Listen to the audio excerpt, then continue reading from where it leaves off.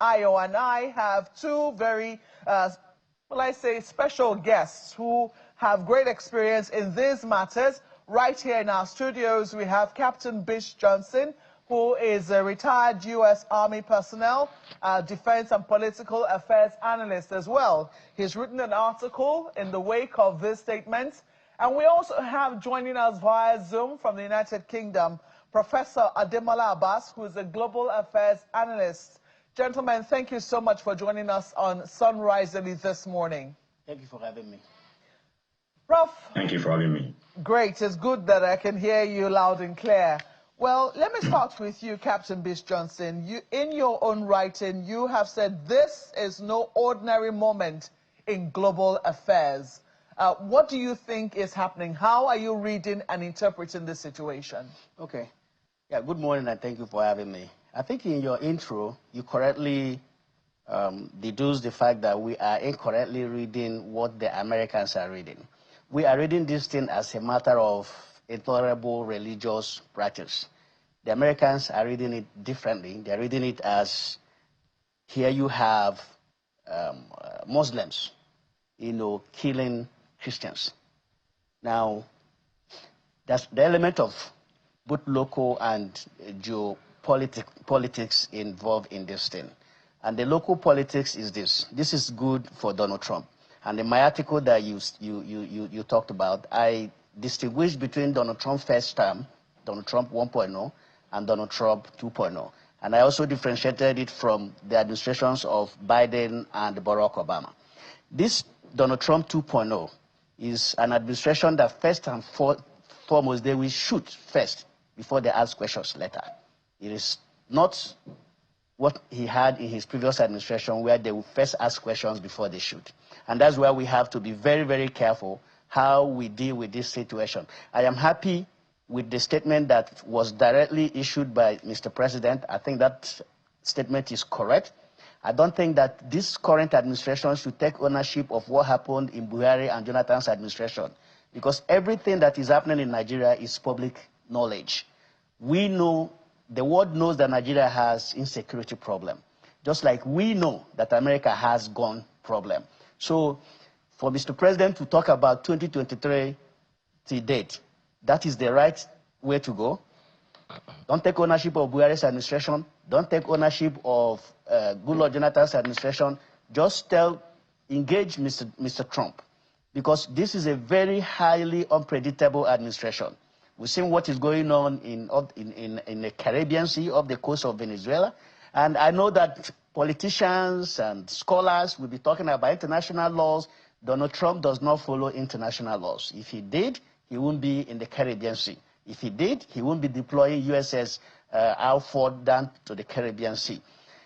The Israelis, as you see, did not listen to international laws. So this is not a time to talk about international law and speak long grammar. This is a time to engage and get practical results, because this is a very unpredictable administration. If they decide to come into Nigeria, I don't see the capability that we possess in this country to stop them.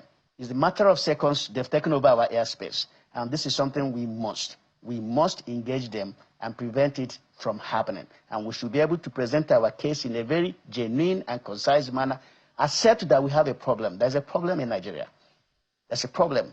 And why I say that there's an element of local and international geopolitics in it is this. Why is it now, after the UN General Assembly speech by the Vice President? You see, before now, I understood that the centerpiece of Nigerian foreign policy is Africa. Africa is the centerpiece of Nigerian foreign policy.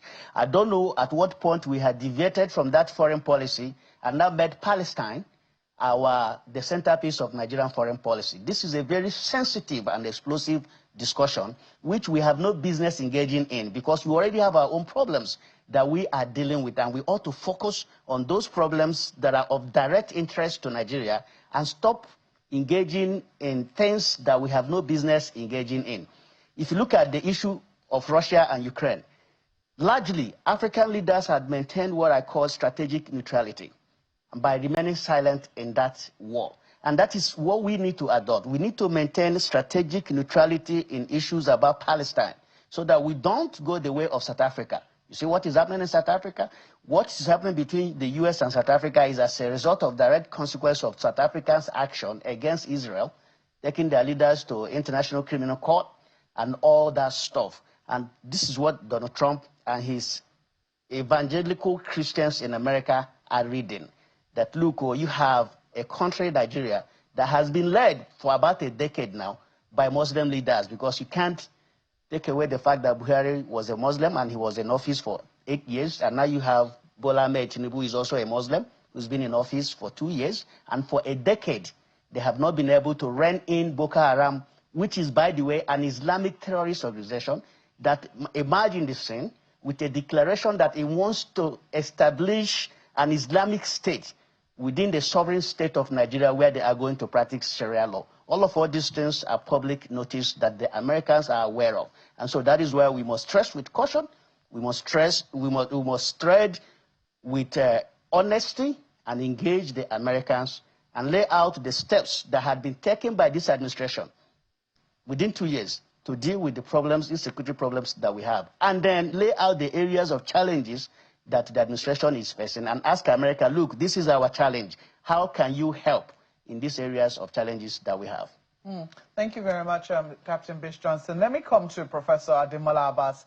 I do not know whether you agree with his submissions. I mean, he said quite a number of things. He has said that we're dealing with a U.S. that really doesn't regard very much international law, that they shoot first and ask questions later. We know that usually within international relations, there are rules, some of them spoken, some of them unspoken, that guides relations between countries. I've written a statement, or will I say an article written by Nigeria's former Chief of Army Staff, Tukur Buratai. He also says, this is a moment charged with danger of catastrophic miscalculation, yet it holds the potential for a more resilient and mutually advantageous alliance. Do you see room here for Nigeria to be able to improve its relations with the United States in a way that mutually benefits both countries? Or do you think that we've since gone way beyond that, given the statement given by President Donald Trump? Well, thank you very much, Mark. Good morning again, and good morning, Ayo. It's nice seeing both of you again.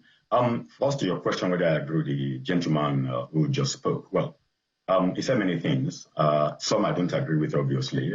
He made a reference to the fact that this is not the time to talk about international law and all this stuff. But I think if I take that on, not merely because I'm a person of international law, but because this is one of the ways we tend to misfire sometimes and misdirect our attention. As an example, Donald Trump used the word genocide. Genocide is not a domestic law term. Genocide is an international law term. And Donald Trump has a specific reason for invoking genocide in this particular situation. Let's forget whether he invoked it in the Gaza one other places that he should have, or the US should have, but at least he's invoking it in. That is an international law playing at them.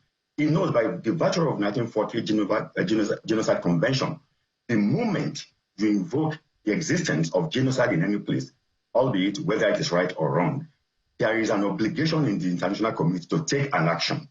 So, and that is the point. Those who want to play this game, they know how to use international to their advantage. We should not shy away from it. We should confront them with that. So we should come and say, for instance, well, if you are invoking genocide, that there's genocide, present genocide in Nigeria, as a matter of international law, the question is, it does not lie on you as a country to unilaterally then decide what to do. Because Genocide Convention lays out the procedures to be followed if there is genocide in place. That's just to show that we cannot shy away from international law at all, because they are very, very smart in doing that.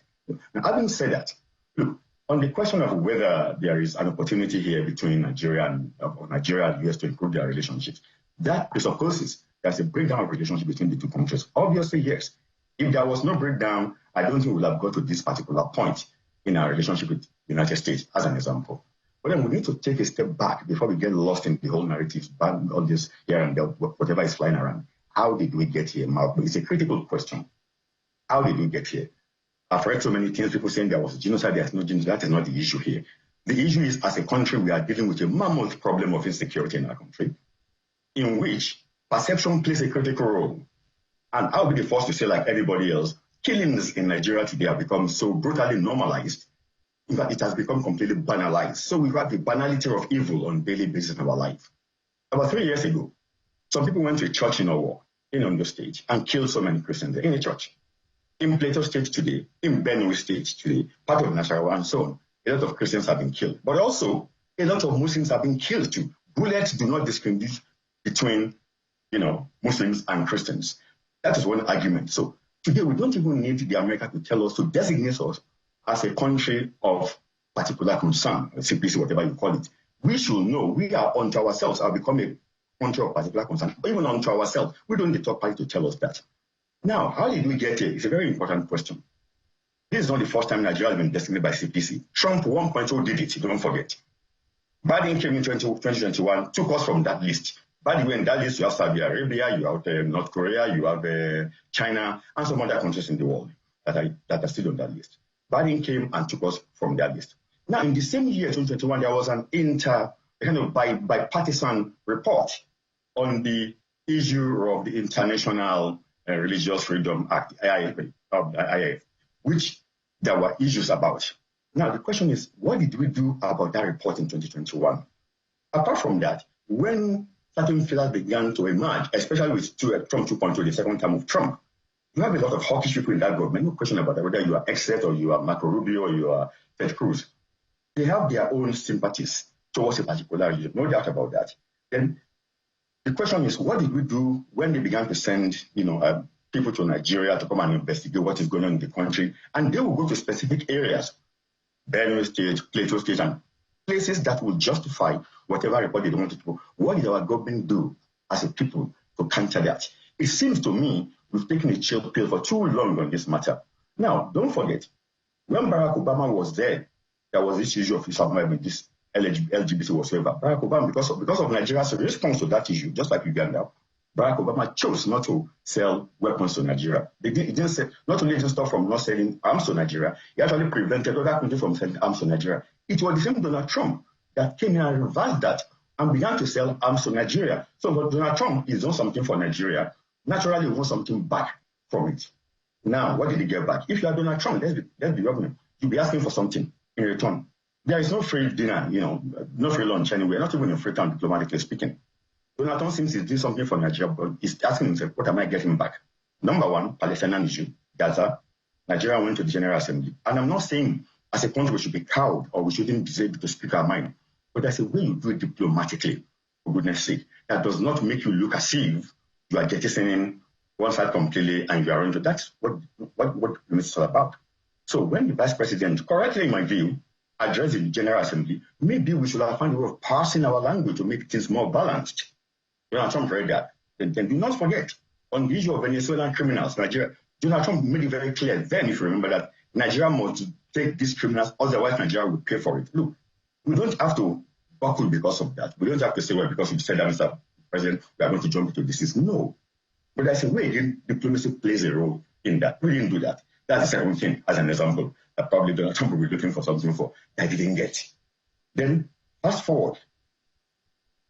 This happened. What has been our response so far?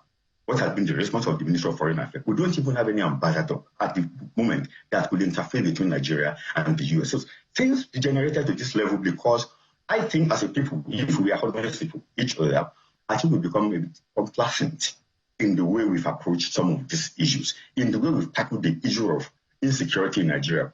Any society, whether you're killing Christians or Muslim or traditional worshippers, that you are killing, people are being killed. On the scale Nigerians are being killed today, you don't need any third party to tell you your country has become a CPC. Now, that does not mean that the government has become tolerant of that. I disagree with that. I don't think our government has become tolerant of, killings at all, whether you are killing Muslims or Christians or whatever. I don't believe in that narrative. But the question is not how much I believe, is what the government is doing to counter that narrative as and when they arise, not when things get to this boiling point. Having said that, Mark, I think we've got to a crunch place now, in which as a people we must make a choice. How do we engage with the Americans on this? And make no mistake, all those who are saying the US cannot attack, they haven't got any sense of history. I'm not saying the US will attack us.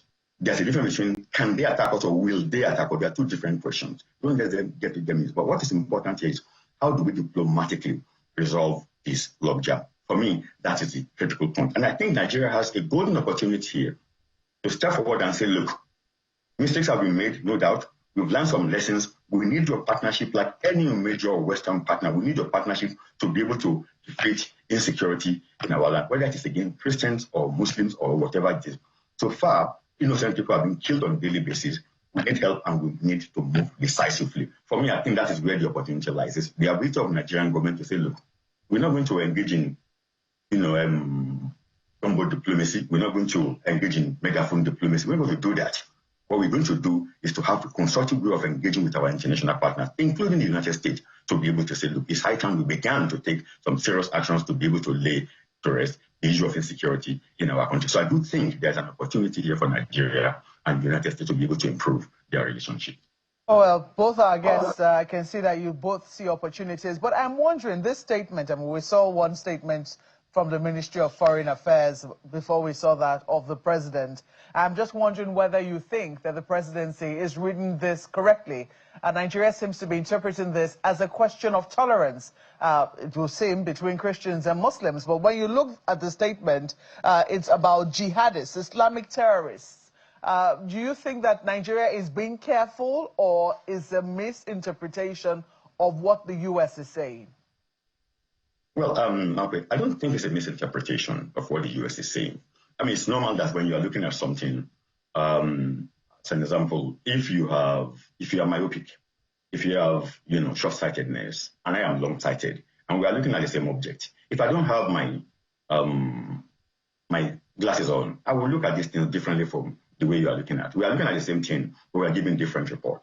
Now, it doesn't mean that one is being deliberate in evading what you are, or in reinterpreting what you are saying, or what he is saying from a way that from what you are saying. But what is important, as far as I'm concerned, it's not just a question of whether Nigeria is reading it rightly or wrongly. It's what Nigeria is prepared to do with the core issue here, whether it is a classification of genocide or not. The only thing U.S. is talking about is that Christian lives are being, tampered with in Nigeria, being decimated in Nigeria. You can extend that to say there is no more sanctity of life in Nigeria, whether it's Christian life, Muslim life, pagans life, whatever lives are no longer sacrosanct in our country. And for me, that should be the focus that we should be concerned ourselves in. We won't engage, as an example, in trading wars and whatever. For instance, when I read what President Trump said about Nigeria being a disgraced country, some people want to get one with that. That why is it calling our country disgraced? Is it simply because, we've not been able to tackle insecurity? Then if that classification is because of that, there are so many disgraced countries in the world, including the U.S., that after almost 200-something years has not been able to tackle the issue of gun violence in that country. But when you go on that level with Donald Trump, you're making a mistake. Donald Trump is a president who uses words where it didn't fit. Even his own colleagues in government, he will call them Sleepy Joe, Crooked Hillary, and this and that. The mayor of London here, he used very uncomplimentary terms on him and so on and so forth. So you don't focus on that. That is Trump's personality. That is Trump's character. Don't waste your time on that. Focus on the issue. What is the issue? For me, the salient question is, why are Americans getting this, at this point in time, getting so wound up on what is going on? They've been there for a long time, but you have to be fair. To whom much is given, sometimes a lot more is expected. The U.S. has been a partner of Nigeria. They've trained our military. They've done so many things. They've allowed weapons to be sold to us. And so they have a right to ask. For me, if Trump has said, look, I'm not happy with Nigeria because of the way Nigeria is allowing its people to be killed, that would be more acceptable than to focus only on Christians. Because at the end of the day, as a so-called leader of the freedom world, life should matter to you, whether they are Muslims or they are Christians, whether they are, no matter what they are. At the end of the day, life should matter to you, not just focusing on Christians alone. So I think we should take a step back and ask ourselves a sincere question. That from here, how do we go forward? Well, some people would say that wasn't a mistake. That focus on Christians wasn't a mistake. And I think that's where a lot of Nigerians have expressed concern. Sure. Because we're not just more ethnically diverse people. we are also religiously diverse. Very, and very. we know that for many years, we've delicately managed this balance between Christians and Muslims. And those who have said, look, we need, I mean, look, in 2023, it was a major issue, the fact that we had a Muslim ticket from the All Progressives Congress, and it was, something that the opposing parties tried to, use to demarcate, because we know that traditionally, whenever it is we have a Christian from the South, usually it will be a Christian from the South, you will have a Muslim from the North, or vice versa. But in this instance, the person who was coming from the South was a Muslim, which made it very, very... So we know that this is potentially something that has the power to be combustible in our country. And so some people have said, is it that the United States, with all of its knowledge of Nigeria, is it that they're not aware of this? Or has this been intentional to create some effect in Nigeria since, some predictions have not come true before now? What was your own reading of that? Well, like I stated earlier, you have to make a distinction between Trump 1.0 and Trump 2.0. 1.0, he had experienced people in foreign affairs and the military. Now he has people who are telling him the things that he wants to hear, not the things that he needs to hear. Now, that's the reason why the statement he made alluded to the fact that Muslims, Islamic terrorist organizations are killing Christians, because he wants to establish the premise of genocide. Because if Muslims are killing their fellow Muslims, it's not genocide. If Christians are killing their fellow Christians, it's not genocide. But when you have this, when you say that Muslims are killing Christians, you are trying to lay a foundation. It is the same foundation that was laid in the issue of South Africa, where they said that ANC-led government, which is predominantly black, were taking lands away from minority white farmers, and in some cases killing them. And we saw what that led: expulsion of South African ambassador from Washington, and imposition of tariffs on some major export products of South Africa. So this is the direction that Donald Trump and his supporters are going. Now, it's not a coincidence that the senator who is, making this argument in Senate is Senator Ted Cruz. Ted Cruz is an evangelical Christian who is from Texas. Texas has one of the largest population of Nigerians, particularly in the Houston area where you have Sugarland. And these Nigerians are very well read, they are rich, they are doing fantastically well in America, and some of them, a lot of them are conservatives that contribute to Ted Cruz's campaign, and they are his friends. He hears from them. So we will be making a mistake if we think that they don't know exactly what is happening in Nigeria. They know exactly what is happening in Nigeria. But for America to be able to make a case that they have to come in to deal with the problem, they have to lay that foundation of genocide. Now, like the Prof rightly said, this is not the time for us to begin to debate or argue with Donald Trump and his administration. As I said earlier, it's an opportunity for us to reset the relationship button between Nigeria and the U.S., which, by the way, has been going sour for some time now, starting from the administration of Barack Obama. We've seen U.S. presidents visiting Africa, and they don't visit Nigeria, the most populous country in Africa, and supposedly the giant of Africa. There's a reason for that. And so this is an opportunity for us to reset that button. And this current administration has that solemn opportunity to reset that button, because he can make the case, as he is making, that, look, I have only been in office for 2 years. And this is what I have achieved within the 2 years that I have been in office. And these are the challenges that we have. We are willing and ready to work with you to deal with those challenges as a guest going to take on Donald Trump and his administration. If we go that direction, the outcome will be disastrous. We don't want that, so we need to be very, very diplomatic and strategic. And I have to say this. Anytime we find ourselves on a global stage, we should be measured in how we present certain things. The Palestine issue is a very sensitive matter that ought to have been balanced or even left out completely. I didn't see any benefit in making that statement. I didn't see any benefit accruing to Nigeria in making that statement. I also do not see any harm that would have cost Nigeria had we stayed off that comment like most countries did and maintained strategic silence or strategic neutrality on the issue of Palestine and Israel. Yeah, but the United Nations, a lot of people will argue, was formed for the reasons that we're seeing what is happening in, to prevent that sort of situation, that no country should have to face that, or no group of people on earth should have to face what we've seen in Palestine. I completely agree with you. But you also need to agree with me that the United Nations, as far as I am concerned, and not just me, and so many other people, is more or less like a stage where people go to talk. It's more of talk and less of action. Because United Nations was there when Russia invaded Ukraine. Ukraine is a sovereign nation. We've seen what is happening in Ukraine. The United Nations has not been able to stop the humanitarian disaster and catastrophe that is taking place in Ukraine. We've seen what is going on in Sudan. There are people dying in Sudan today as we speak. It's just that the media is not focusing attention in Sudan. The United Nations has not been able to solve that problem. You saw what happened in Gaza. The United Nations was almost powerless, in fact, powerless in stopping what the human catastrophe that took place in Gaza. So, as much as we recognize the existence of the United Nations, we should also be practical and strategic in the way we present our case, knowing that, look, some of all these superpowers wielding veto powers, and considering the structure of the United Nations, that, look, because United Nations is one of the most undemocratic institutions in the world. It's an institution that advocates for democracy, but does not have internal democracy within the United Nations. Because a situation where one nation, one country, will just override the decision of 120-something nations is not democratic. And so we have to take cognizance of all of those things.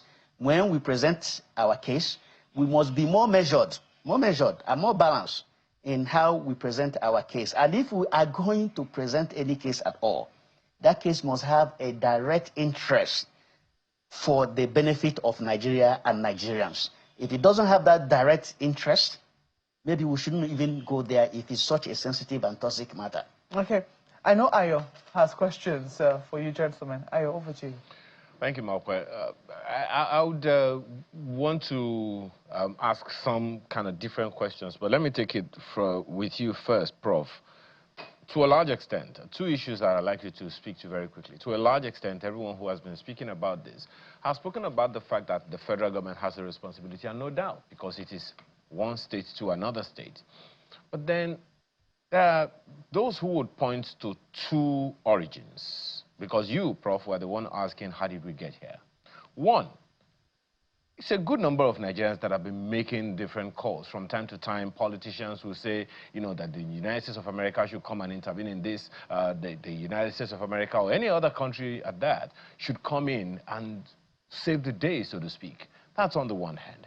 On the other hand, the responsibility of state governments. We say that the responsibility of government shall be the protection of lives and property. And most of the time when these things happen, we speak only to federal government. We don't, it would seem like we are just giving the governors a slap on the wrist. So when you ask the questions, how did we get here? How do these two issues also play? Or don't you think they have any role to play at all? Again, look, you are absolutely right in pointing out those two things. But let me start with the first one, with Nigerians of various shades and classes calling on the Americans to come and do something in Nigeria, protect Nigerians, and so on and so forth. Nigeria is one of the most relaxed countries, actually, when it comes to the question of patriotism. You don't see other countries. I worked for African Union for some time in Ethiopia, and I can never imagine for the life of me an Ethiopian standing up, especially during the reign of Mengistu, and you're calling on foreign countries to come and protect your country, or come and protect your people. But Nigeria is a very and that is why when people talk about how undemocratic Nigeria is, I back a bit, because I think we mix a lot of things in the process. So Nigeria is a place where a lot of people have freedom to talk, to say whatever they want to say, whether we have an election. Look, during the election 2023, I was in your studios a lot. A lot of Nigerians were calling, no, come and stop this government from taking over, come and stop Ashiwaji from taking over, come and stop it up. You are just making this kind of calls. And the Nigerian government just sort of takes everything under its chin. Let me be honest with you. We need to balance the freedom of expression with also your responsibility, the civic duties of, Nigerians as a people. We need to balance it. I'll just sort of remember what I think was Obote said in Uganda very jocularly at a point in time. He said, look, we are not, he said, in this country, we have no problem with your freedom of expression. It is freedom after it that we are concerned with. He was the president. He was saying that people are free to say whatever they want to say. But look, we hurt our countries by our own actions. We deprecate our countries so much. And I keep on pointing to some examples. What happened in the US on January 20, 2020, the invasion of the Capitol, which is supposed to be the seat of, the iconic seat of democracy in the world. Before our very eyes, the Americans turned the narrative into, oh, they are tourists. That came from Donald Trump himself. That there were tourists who visited the Capitol, and there was people who were insurrectionists at the end of the day. Fast forward, last year, the election that brought in Donald Trump, we saw Elon Musk freely distributing money in some states in America. I'm not talking about distributing money, cash for people to go and vote. You never saw at that point in time the American media saying it was vote buying, it was this.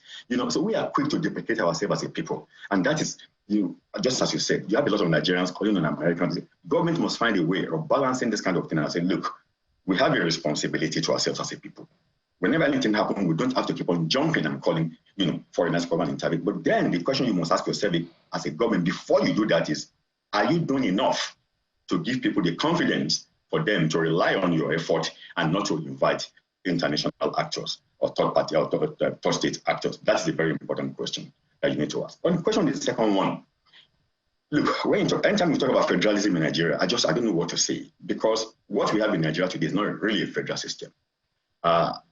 State governments today are just like Boy Scouts as far as I'm concerned. They're just like appendages of the federal government. It's only in Nigeria that I see a federal government that is dictating to state governments what they should do. State governments need to evolve on their own, and people need to hold them very accountable. We need to hold our governors accountable. Okay. In the last 2 years, we've seen a lot of improvement, a lot of increase in terms of what the amount of money that goes to state government. Where do this money go? You now see state governors buying private jets. I mean, you're talking about governors buying private jets and begin to wonder, are they executive directors of companies? No, they are executive directors of states. I think quite a significant statement have been made, Prof. My sincere apologies, because I know that we're running out of time, and that is what you have said, that we need to hold the governors a lot more accountable than we do. One question for you, Captain Bish Johnson, and then my colleague can take over. You said earlier that we shouldn't just take this, whatever President Trump is saying, as just one of those things. That you have made references to certain things that, look, this is not just a matter of religious intolerance or there could be more to it. How about this angle some other people are talking about? That the U.S. was probably waiting for an opportunity to retaliate in a way concerning the import ban that the federal government proposed much earlier in this year. The U.S. president, the United States, through one of his representatives, the trade representative, has spoken and said, look, this import ban, this Your Nigeria First initiative, is already telling on businesses in America, and there are going to be consequences. Is that also, in a way, for you, a surreptitious way of getting back at Nigeria with this particular intervention, or you think that doesn't count, Captain? It does. Obviously it does. Yes, obviously it does. We have to look at a range of issues, right? As I stated earlier, there's local politics to it, and there's geopolitics to it as well. And so it's not just one issue. The issue of religion, there is no question of religious intolerance in Nigeria. Every Nigerian has a right to worship whoever or whatever they want to worship. That is not the problem of Nigeria. But we have to make that case that we don't have religious intolerance in this country. The truth of the matter is that because of decades of insecurity, a lot of Nigerians have lost hope and trust in their government ability to protect them. That is why, as you said earlier, you hear Nigerians calling on foreign nations to come and protect them. You saw what happened during the other protests in Kano, where young people were carrying flags of foreign nations and calling on those countries to come and intervene. That is because there is a trust gap and lack of confidence that the public has in their government. So, direct to the question that you asked, all these factors are playing out. You looked at the issue of the comment that was made by the Vice President at the United Nations. You look at what people are telling Trump and Ted Cruz in Texas about how Nigeria has a Muslim president and vice president, which is a deviation from tradition. And you look at the embargo that you're talking about. Donald Trump is a transactional president. Like the Prof pointed out earlier, he does not engage in anything that does not bring benefit to America.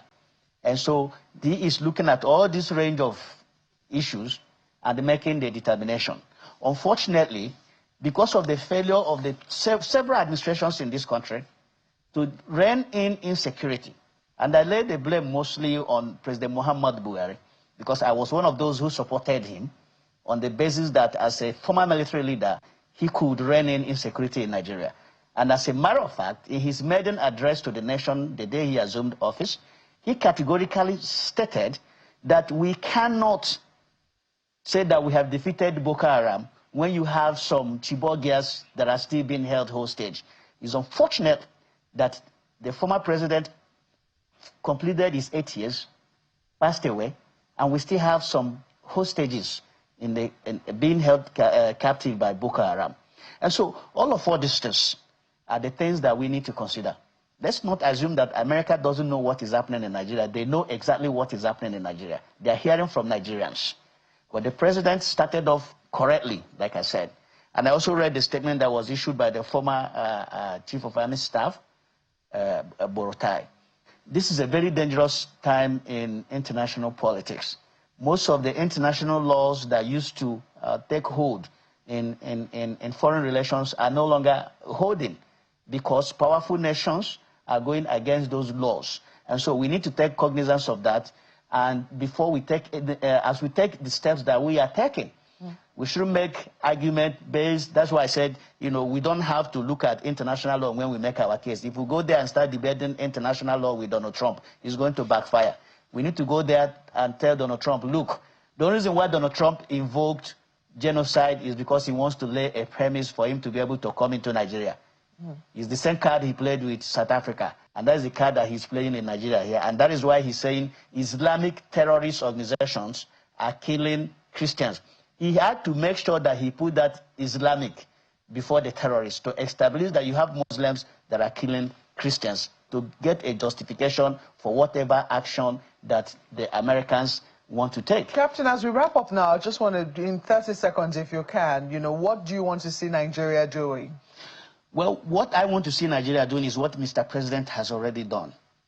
I want Mr. President not to take ownership of what happened in Buhari and Jonathan's administration in terms of security, because those two administrations failed Nigerians. Okay. Had they done what they were supposed to do, this president wouldn't have inherited that insecurity situation from those previous administrations. He needs to make that case very strongly that the situation he's facing now was a situation that he inherited from the previous administrations. All right, Prof, quickly in 30 seconds, what do you think Nigeria ought to be doing right now?